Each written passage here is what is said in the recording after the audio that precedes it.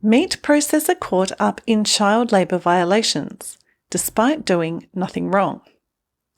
In issue 87, I reported that child labour violations have increased by almost 70% in the past 5 years in the USA, and discussed the risk of reputational damage for food businesses. Now JBS Foods Group, the famously huge meat processing company that supplies McDonalds and seemingly everyone else, is being berated by the US media because children were performing dangerous cleaning tasks in its meat processing plants.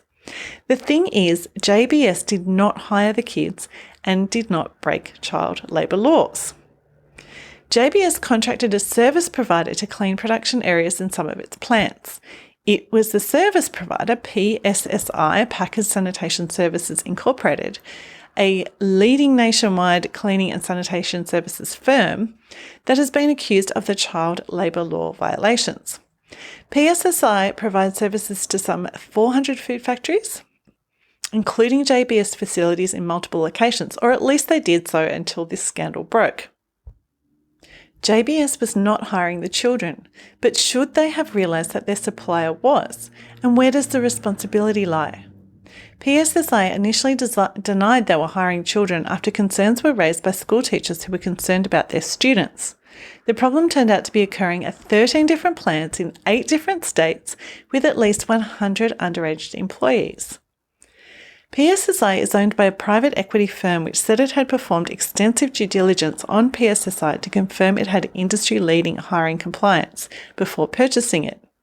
No doubt JBS also checked for compliance before engaging PSSI. So what went wrong? The person who initially investigated the teacher's concerns sat in her car in the car park of the local meatpacking plant at night and watched as PSSI workers filed into the building for their cleaning shift, past JBS workers who were leaving for the evening. She said it was immediately obvious that some of the workers were too young to be legally working on a school night.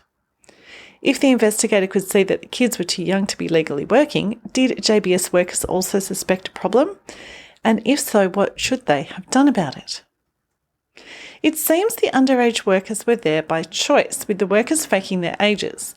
In addition, PSSI hiring managers were allegedly ignoring a government-operated verification system that was flagging some of the staff as under 18, but hiring them anyway because of labour shortages in the areas.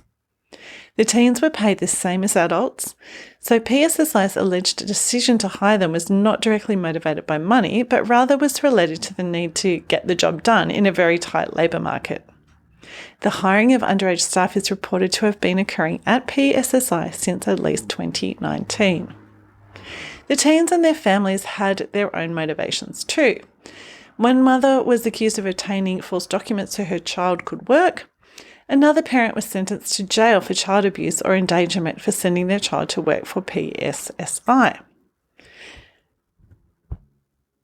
Since the problems were first revealed publicly, PSSI has fired more than 30 managers in various locations.